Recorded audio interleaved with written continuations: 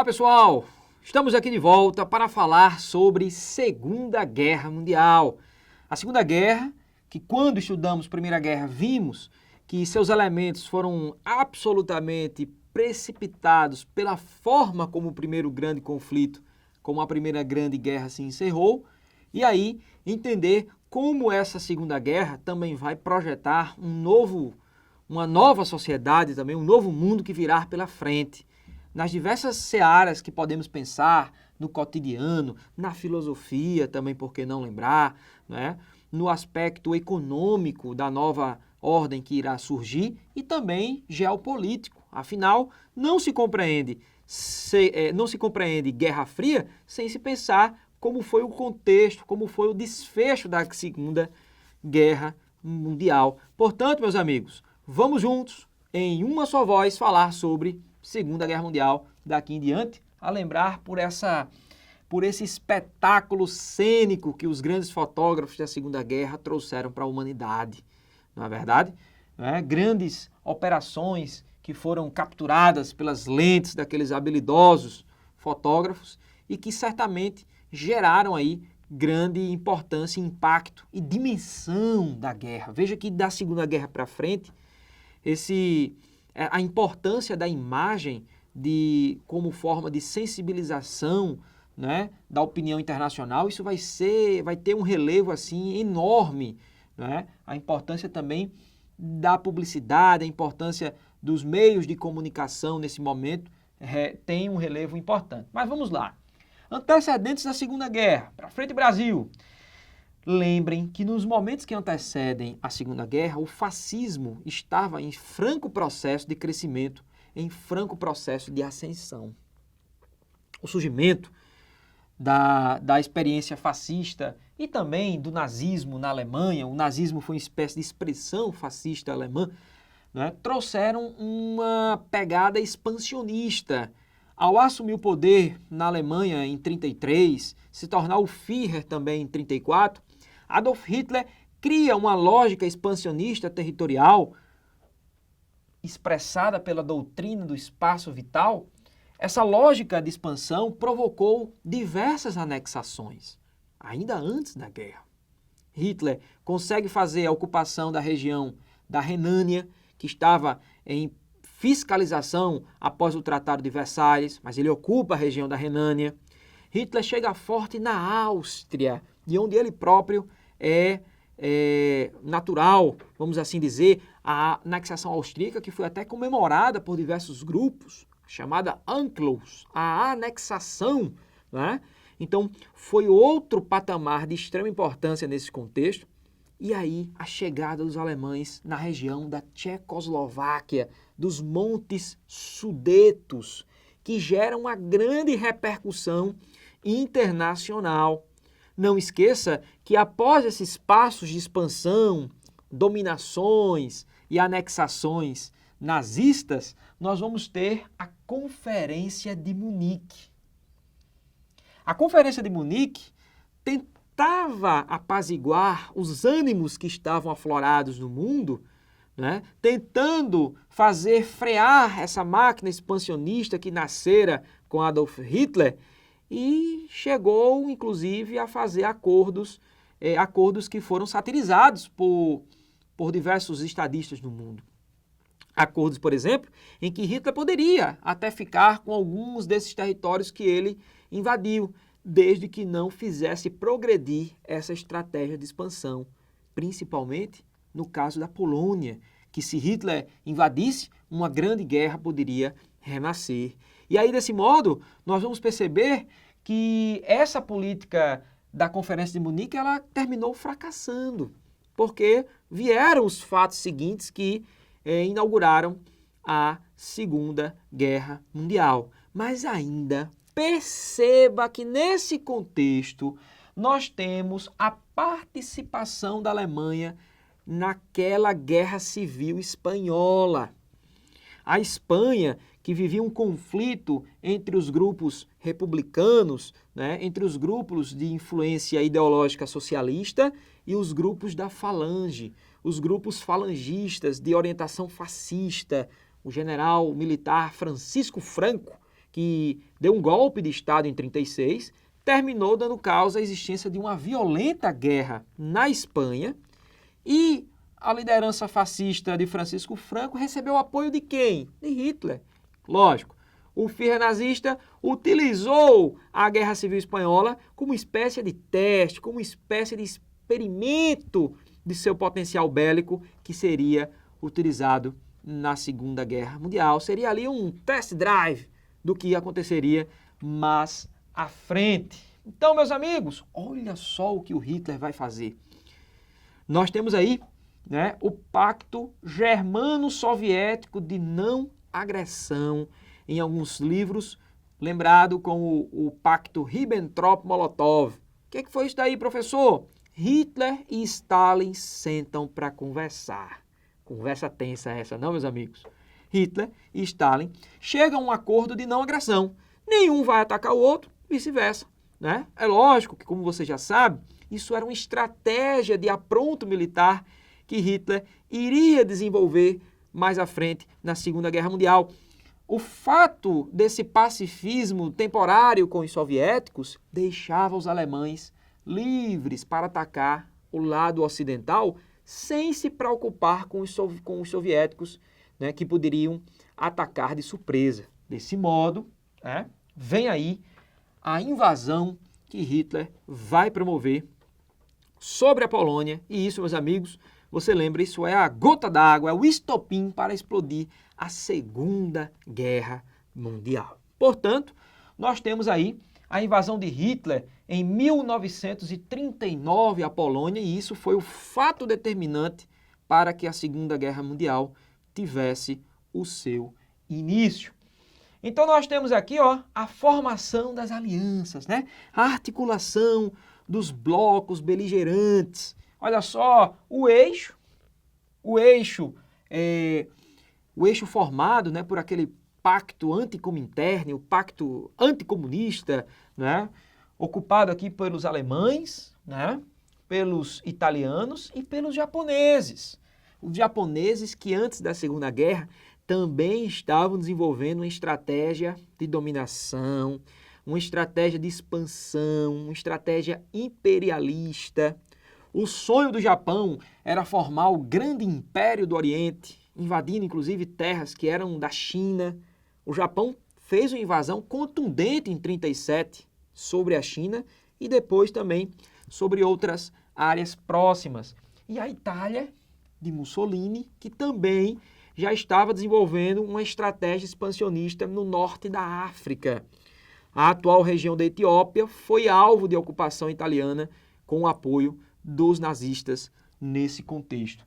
Então, do outro lado, os aliados, né? A França, a Inglaterra, Estados Unidos, que também entrou depois dos episódios lá dos ataques japoneses em Pearl Harbor, no Havaí, e também a União Soviética, que tem seu contexto de entrada na guerra no momento em que Hitler desrespeita o Pacto Germano-Soviético de não agressão que a gente comentou há pouco tempo. Aquela dica, né, bem superficial. Não esquecer que há uma diferença das alianças da Primeira e da Segunda Guerra. O que era a aliança, tríplice aliança na Primeira Guerra, não é aliados na Segunda. O que era aliança na Primeira era o eixo, na Segunda, entre aspas, tá, gente? Nós sabemos que isso é apenas uma associação para facilitar você. Até porque na Primeira Guerra tem o Império Austro-Húngaro, aqui tem o Japão, né? E o que era Entente na Primeira Guerra, né, em termos de países, vai ter aqui os aliados na Segunda Grande Guerra Mundial. Então, meus amigos, entendido esse contexto que antecede o segundo grande momento de guerra do século XX, vamos para o conflito. Eu quero que vocês pensem a Segunda Guerra Mundial em dois momentos. Acompanha. Um primeiro momento, os 2 primeiros anos da guerra, que foram protagonizados, 2 anos e meio, que foram protagonizados pelo avanço do eixo, pela ofensiva do eixo, por várias razões que nós vamos explicar. E os 3 anos e meio derradeiros da guerra, eu quero que vocês entendam que houve uma virada dos aliados. Ou seja, um momento o eixo, um momento os aliados dão uma resposta rápida e contundente. O que é que nós vamos ver aqui? No momento do avanço do eixo, nós temos uma estratégia de guerra empreendida pelos nazistas, que foi a chamada Blitzkrieg, que você sabe quer dizer as guerras relâmpago. Mas, professor, o que foi isso?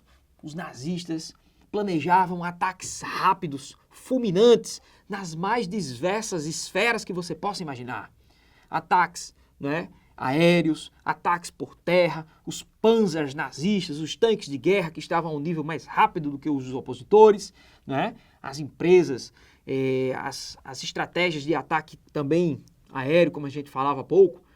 Ou seja, a máquina de guerra nazista tinha um ataque muito rápido sobre as potências oponentes e os alemães rapidamente anexaram diversas áreas. Até 40, a Alemanha estava varrendo a Europa Ocidental com algumas raras exceções. Países como Holanda, Bélgica, Noruega e outros países que também foram alvo dessa ocupação nazista foram rapidamente capitulados por Hitler. Ou seja, se você contar que Itália, que Espanha, que também tinha um governo aliado, né, e somar a essas outras nações, Hitler estava num raio de expansão muito intenso e muito forte. Por isso, o avanço do eixo, até chegar na famosa invasão à França. Exatamente. A invasão francesa ela é um capítulo à parte da Segunda Guerra Mundial, muito especial de ser compreendido, quando ele chega muito forte à França. Os nazistas ocuparam, de fato, o norte do território francês e permitiram a presença de um governo francês no sul, mas desde que esse governo fosse um governo colaboracionista com os interesses nazistas. Surgia ali a República de Vichy, vamos assim usar esse nosso sotaque. Então, nós vamos observar nesse aspecto que a França tem uma ocupação e momentos de humilhação, né? Hitler, em seu desfiladeiro na França, ele faz questão de promover um impacto psicológico sobre os franceses e era uma resposta que os alemães deram a tudo que ocorreu pós Primeira Guerra no Tratado de Versalhes, acirrando esses ânimos aí no contexto da Segunda Guerra Mundial. Entretanto, é importante dizer que nascem grupos de resistência. Na própria França, vale lembrar o general Charles de Gaulle, que comanda esse processo de resistência antinazista, e em várias partes da Europa, né, surgem guerrilhas de resistência contra os nazistas, grupos chamados de partisans, que montam toda uma milícia ali, várias milícias de guerrilha contra essas dominações nazistas, procurando de algum modo sabotar a dominação que Hitler fazia sobre esses outros países. Um momento inesperado, né? O Japão chega forte, né, no ataque contra as bases norte-americanas lá no Havaí, em Pearl Harbor. O Japão considerava uma ação desmedida dos Estados Unidos no Pacífico e fizeram um ataque forte lá em Pearl Harbor, e isso vai provocar o quê? A entrada dos Estados Unidos de modo mais intenso na Segunda Guerra Mundial,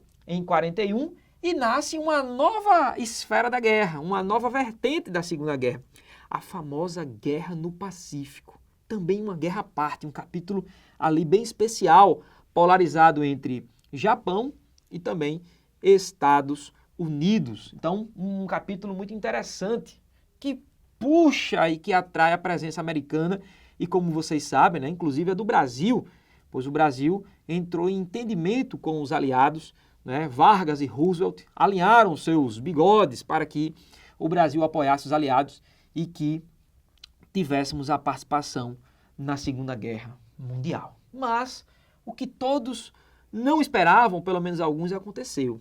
A Alemanha rompeu o pacto de não agressão com os soviéticos.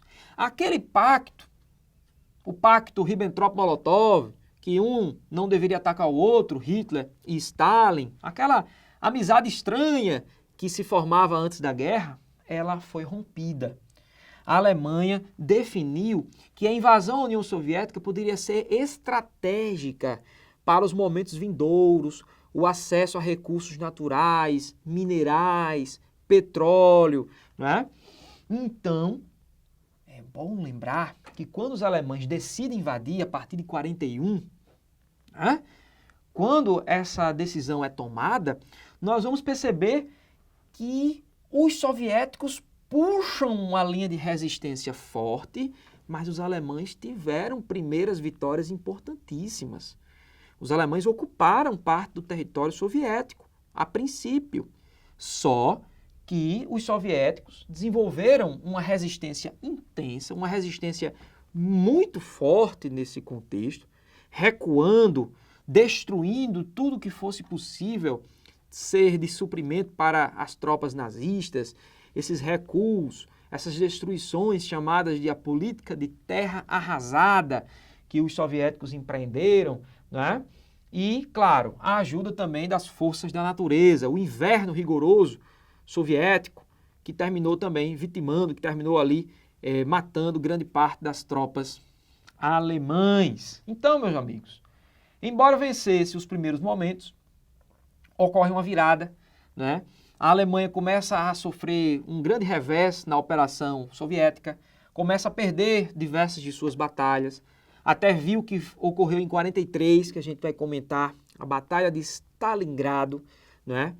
E aí começa a virada. Os aliados começam aí a contra-atacar Hitler e haverá um novo cenário de guerra a partir de 42, né? A guerra que ocorre de 39 a 41 era outra completamente diferente em relação de 42 a 45, quando a guerra acabou.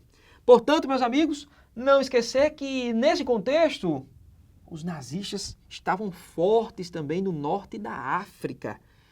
Havia um destacamento militar especial no norte da África, o Afrika Korps, um destacamento militar nazista, o general Rommel, a raposa do deserto, de confiança de primeira linha de Hitler, que ganhava ali diversas batalhas pelos alemães no norte da África e que, claro, teve um papel importante também pelo apoio dos italianos naquele continente africano. Desse modo, gente, nós temos aí um primeiro momento da Segunda Guerra Mundial, né? Uma primeira linha, e agora eu quero que vocês percebam e nos acompanhem o que vai acontecer depois, o que vai acontecer no avanço dos aliados e como essa guerra vai ter o seu desfecho.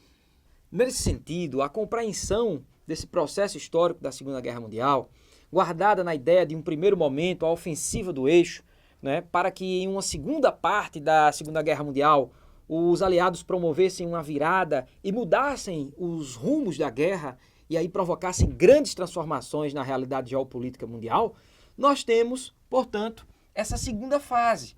A partir de 1941, quando, falamos há pouco, a invasão alemã até a União Soviética não prosperou aquilo que Hitler poderia encontrar e aquilo que ele desejava, nós temos um segundo momento, o chamado avanço dos aliados. É inegável aqui reconhecer, portanto, que a derrota da Alemanha em Stalingrado em 1943 provoca uma grande virada nos rumos da guerra. A grande verdade é que a resistência soviética, montada sob a égide da terra arrasada, né, e aí o inverno rigoroso que evidentemente retardou ali, terminou ajudando a vitória, vamos assim dizer, nessa batalha para os soviéticos, isso aqui inaugura o que alguns historiadores chamam de a corrida a Berlim. Essa corrida a Berlim, portanto, vai ser essencial para os rumos do desfecho do conflito, quando nós temos ali o início das derrotas japonesas na Guerra do Pacífico, que a gente já vinha ali comentando no primeiro bloco da aula, né? E essa derrota japonesa também tem a ver com a tecnologia, meus caros. Pois é, a Segunda Guerra Mundial projeta novas tecnologias, como a questão dos códigos de guerra agora decifrados. Os passos japoneses estavam milimetrados e controlados pelos norte-americanos. E aqui nós temos a Batalha do Meio do Caminho, a Batalha de Midway, em que os japoneses sofreram esse revés e dali para frente teriam muitos problemas em confronto com os americanos. Vamos lembrar o nascimento da estratégia kamikaze, o vento divino, os japoneses lançando-se lá de modo suicida contra as navegações norte-americanas, uma forma ali ainda de última resistência naquele contexto da Segunda Guerra Mundial. 1943 era a vez do primeiro sinal da queda dos regimes fascistas. Benito Mussolini, derrubado do poder, chegou inclusive aí a ser linchado na rua, já não é mais força de guerra propriamente dita. A Itália, portanto, estava ali fora do combate direto, né? O dia D, o famoso desembarque na Normandia. Eu quero aqui ressaltar que antes da Operação de 44 da Normandia, surge a chamada Conferência de Teherã. E nessa conferência, onde foi batido o martelo para a Operação Overlord, para fazer com que o ataque dos aliados aos alemães, ao lado do eixo, fosse um ataque fatal, objetivo, concreto, né? Nós temos então aqui esse resultado da Conferência de Teherã, o ataque aliado sob a liderança do general Dwight Eisenhower, que chega, portanto, ao início da libertação da França a partir de 1944. Era a vez da França, ocupada pelos nazistas, pelo menos a parte norte, desde o início da primeira fase da Segunda Guerra Mundial, e a gente dialogou isso aqui com você no Super-Humanas, e a famosa corrida a Berlim se concretizando. De um lado, os aliados prontos a chegar na Alemanha, de outro, do mesmo plano, os soviéticos também querendo marcar seu território e fincar a bandeira soviética em solo alemão, meus amigos. E aí, as notícias que sucedem não seriam nada positivas para o Führer alemão. Nós temos o seu famoso suicídio, 1945, a rendição alemã propriamente dita. Você certa vez já deve ter escutado dizer teorias conspiratórias, que será que Hitler ali ficou mesmo, morreu ou não, né? Há uma tese aí, vamos assim dizer, paralela, que ele poderia não estar ali morto, mas aqui, pensando na prova do Enem, vamos assumir essa vertente da história tradicional. Embora, né, a gente sempre debate isso no Super-Humanas, a história é sempre um conhecimento dinâmico, em que os fatos são sempre postos a novas interpretações. Portanto, meus amigos, nós temos as bombas atômicas sobre Hiroshima e Nagasaki. Observe que muitos historiadores classificam o ato americano, né, que foi capitaneado pelo presidente Harry Truman, de autorizar o lançamento das bombas atômicas nos dias 6 e 9 de agosto de 1945, muitos historiadores classificam esse ato como algo mais da Guerra Fria propriamente dita do que da Segunda Guerra Mundial. É importante perceber que os japoneses já estavam em processo de declínio nos seus rumos da guerra, desde as derrotas da Batalha de Midway, alguns anos antes, e que a estratégia de acelerar o fim da guerra propriamente dita precisa ser também entendida como uma mensagem, como uma notícia. A notícia de que os americanos estavam com tecnologia de destruição em massa, estavam com esse novo artefato explosivo, a bomba atômica propriamente dita, né, matando ali instantaneamente muitas pessoas e provocando reações muito fortes e concretas em todo o mundo. Afinal, haverá uma agenda internacional da Segunda Guerra em diante acerca do tema armas de destruição em massa. Então, olha aí a bandeira soviética fincada em solo alemão, representando esse contexto do final da Segunda Guerra Mundial, né? Veja aí os destroços provocados pelos rumos que a guerra tomou, né? As famosas bombas atômicas, mais uma cena também interessante, né? A devastação gerada pela letalidade do artefato e esse cenário do pós-guerra, muito cobrado em questões, em exames, e com o Enem não foi diferente. Recente questão do Enem, inclusive, cobrou um tema especial, a Declaração Universal dos Direitos do Homem, justamente como um rescaldo de todo o processo provocado pelo Holocausto durante a Segunda Guerra Mundial. Então nós temos a criação da ONU, né? Já na transição entre 1947 e 1948, a criação da ONU reserva um espaço muito especial na geopolítica mundial. Não esqueça de refletir lá na geopolítica que vocês estudam aqui no Superhumanas, a criação do Estado de Israel, como também resultante dessa variável do Holocausto. E, claro, a fundamentação do que vai se chamar na segunda metade do século XX de direitos humanos. Perfeito.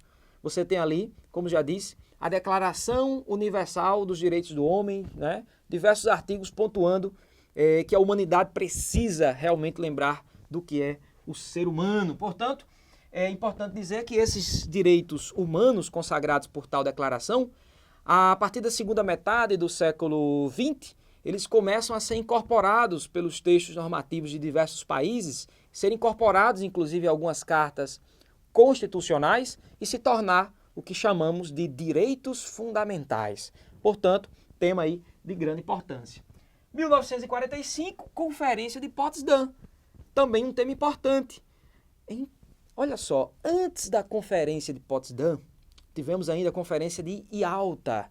Essa primeira, ainda em fevereiro de 1945, antes da rendição alemã, diga-se de passagem, já pontuava a necessidade de dividir a Europa em áreas de influência e preparar os últimos pontos da chamada Segunda Guerra Mundial.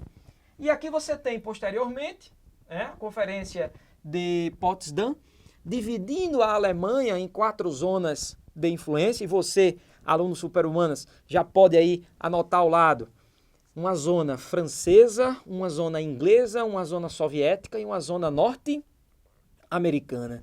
Mas você pode estar se perguntando, peraí, professor, eu me lembro que na Guerra Fria nós temos algo diferente. Costumamos lembrar a Alemanha dividida em 2 porções, a Alemanha Ocidental, é assim? A República Federal Alemã, e a Alemanha Oriental, a República Democrática Alemã. Essa divisão que você conhece, que ela é mais factível, observa-se com maior frequência em questões, ela só foi criada em 1949 e que realmente reflete a bipolarização típica da Guerra Fria, que também ficou dividido a cidade de Berlim, exatamente, o Muro de Berlim, inclusive, que seria erguido pelo lado de influência socialista a partir do ano de 1961. Descolonização afro-asiática, outro ponto especial.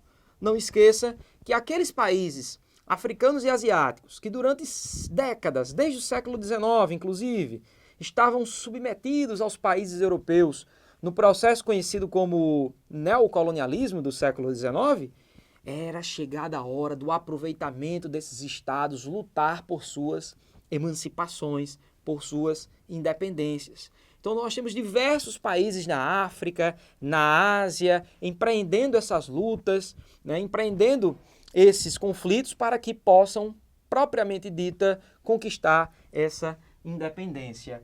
E, portanto, claro, a bipolarização.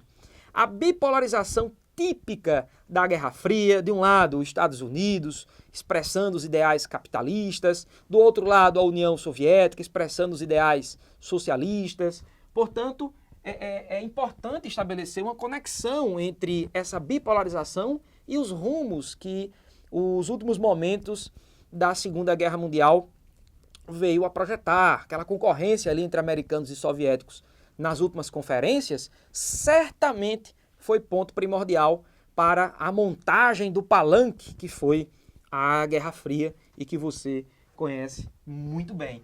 E nós temos aqui o famoso Tribunal de Nuremberg. É importante perceber, o julgamento daqueles generais e militares nazistas que seriam julgados por crimes de guerra, e que muitos chegaram inclusive a cometer suicídio, até se evadir, se evacuar ali da região antes do julgamento. É importante perceber a importância do Tribunal de Nuremberg no aspecto como um tribunal inclusive de exceção. Nós sabemos que na linguagem jurídica internacional se tenta hoje combater, se tenta evitar essa ideia do tribunal de exceção, mas você tem que pensar a ideia do tribunal de Nuremberg a partir dos pontos do Holocausto. Exatamente. O Holocausto, que contabiliza oficialmente, vamos assim dizer, os números que a historiografia mais consegue alcançar, ali de 6 milhões de judeus mortos em campos de extermínio, que antes eram campos de concentração, e que é evidente, gera ali uma grande sensibilização para esse tema tão importante. Não à toa, né? A própria criação da ONU se reveste dessa preocupação especial quanto essa questão, a Organização das Nações Unidas. Então, nós temos aí um contexto de desfecho da Segunda Guerra Mundial que projeta a segunda metade do século XX novos desafios geopolíticos. Você tem que recordar que isso tem interseção com aqueles conflitos periféricos, com o que vai acontecer na China, por exemplo, em 1949, a Revolução Chinesa, com a Guerra das Coreias a partir do ano de 1950. A Segunda Guerra tem interseção com os conflitos geopolíticos do Oriente Médio, as reações provocadas com a criação do Estado de Israel e também tem uma interseção forte com os elementos da questão política na América Latina, ou seja, a ação do Estado norte-americano na América Latina, portanto, vai ser uma ação que tem as suas raízes fortemente fincadas no modo como a Segunda Guerra Mundial teve seu desfecho. Portanto, eu, professor Lucas Donato, espero ter aqui contribuído com esse assunto tão importante, esse assunto tão cobrado no Exame Nacional do Ensino Médio, e me despeço na certeza de que você está cada vez mais forte e preparado para os desafios que se aproximam. Um grande abraço, aqui fica o professor Lucas, vai dar tudo certo, até a próxima aula.